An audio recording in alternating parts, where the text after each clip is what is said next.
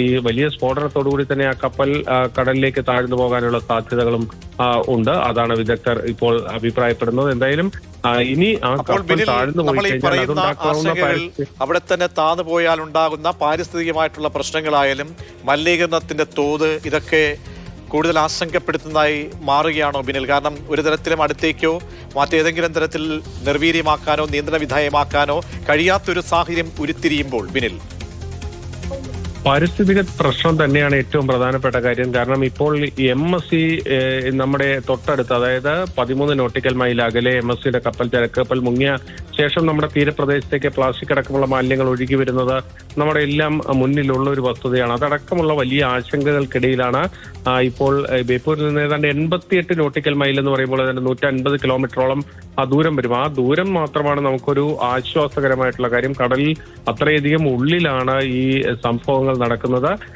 MSCയുടെ ചരക്ക് കപ്പൽ മുങ്ങിയത് നമ്മുടെ തോട്ടപ്പള്ളി പൊഴിമുഖത്ത് നിന്ന് പടിഞ്ഞാറ് ഏതാണ്ട് 13 നോട്ടിക്കൽ മൈൽ മാത്രമാണ്. അതായത് ഒരു 1.5 മണിക്കൂർ കൊണ്ട് എത്തിച്ചേരാൻ കഴിയുന്ന ഒരു ദൂരത്തിൽ മാത്രമാണ് ആ സംഭവം നടന്നത്. പക്ഷേ ഇത് കുറച്ചധികം ദൂരത്തിലാണ്, 88 നോട്ടിക്കൽ മൈൽ ദൂരത്തിലാണ് എന്നത് മാത്രമാണ് നമുക്ക് സംബന്ധിച്ചിടത്തോളം ആശ്വാസകരമായിട്ടുള്ള കാര്യം. പക്ഷേ ഈ കപ്പൽ പൊട്ടിത്തെറിച്ച് മുഹമ്മദ് ഷഹീദ് കൂടി ചെയ്തിട്ടുണ്ട്. ഷഹീദ്, ഇപ്പോൾ പരിക്കേറ്റ ആളുകളെ 18 പേരെ ബംഗളൂരുവിലേക്ക് എത്തിക്കുകയാണ്.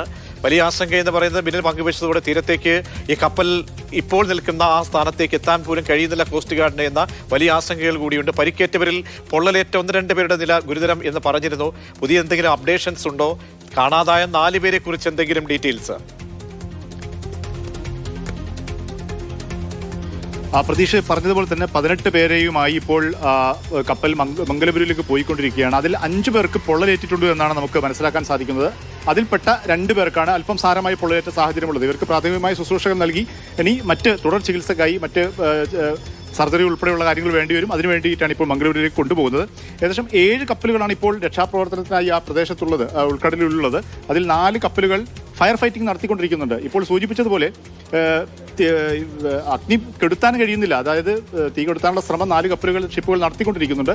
അതിനിടയിൽ വലിയ ബ്ലാസ്റ്റിംഗ് ഉണ്ടാവുന്നു. കണ്ടെയ്നറുകൾ പൊട്ടിത്തെറിക്കുന്ന ഈ സ്ഫോടനത്തിന് സഹായിക്കുന്ന തരത്തിലുള്ള കണ്ടെയ്നറുകളാണെന്നാണ് നമുക്ക് സൈന്യത്തിൽ നിന്നും അല്ലെങ്കിൽ കോസ്റ്റ് ഗാർഡിൽ നിന്നൊക്കെ മനസ്സിലാക്കാൻ സാധിക്കുന്നത്. അങ്ങനെ എക്സ്പ്ലോസീവ് കണ്ടന്റുകളുണ്ട്. അതുകൊണ്ട് തന്നെ ഇത് കണ്ടെയ്നറുകൾ പൊട്ടിത്തെറിക്കുന്നു എന്നുള്ളതാണ് അതിന്റെ രക്ഷാപ്രവർത്തനം, അതായത് തീ പൂർണ്ണമായും അണയ്ക്കാൻ കഴിയാത്ത സാഹചര്യം ഉള്ളത്. ഒപ്പം തന്നെ മറ്റ് കപ്പലുകൾ സെർച്ചിങ് നടത്തിക്കൊണ്ടിരിക്കുന്നുണ്ട്. രാഹുൽ നമ്മോടൊപ്പം ഉണ്ട്. ഈ തീ അണയ്ക്കാൻ കഴിയുന്നില്ല. രക്ഷാപ്രവർത്തനം നടത്തിക്കൊണ്ട് 18 പേരെ ഇപ്പോൾ മംഗളൂരിലേക്ക് മാറ്റുന്നുണ്ട്. പക്ഷെ തീ അണയ്ക്കാൻ കഴിയുന്നില്ല എന്നുള്ളത് വലിയ പ്രതിസന്ധിയാവുന്നുണ്ട്. തീർച്ചയായും ഇന്നത്തെ ഈ 9:30 രാവിലെയാണ് കോസ്റ്റ് ഗാർഡിന് ഈ വിവരം കിട്ടുന്നത്. കുതിച്ചെത്തുകയാണ് അങ്ങോട്ടേക്ക് രക്ഷാപ്രവർത്തനത്തിന് വേണ്ടി. പക്ഷെ ഇത്രയും മണിക്കൂറുകളായിട്ടും ആ തീ നിയന്ത്രിക്കാൻ കഴിയുന്നില്ല എന്നുള്ളതാണ്. ഓരോ മണിക്കൂറിലും തീ കൂടുതലായി. ഷഹീദ്, KV രാഹുൽ, എന്തായാലും വളരെ നമ്മെ സംബന്ധിച്ചിടത്തോളം ആശങ്കയുടെ ദിവസമായിരുന്നു. അതിൽ 18 പേരെ രക്ഷപ്പെടുത്താൻ കഴിഞ്ഞു എന്നത് വളരെ പ്രധാനപ്പെട്ട ഒരു ടേണിംഗ് പോയിന്റ് ആയിരുന്നു, വഴിത്തിരിവായിരുന്നു. ഇപ്പോൾ അവരെ ബംഗളൂരുവിലേക്ക് എത്തിക്കുന്നു. അതിനുശേഷം 4 പേരെ കൂടി കാണാനുണ്ട്. തുടരെ ഈ സ്ഫോടനങ്ങൾ ഈ കപ്പലിൽ ഉണ്ടാകുന്നതും വലിയ ഭീതി ഉയർത്തുന്നുണ്ട്. നമുക്ക്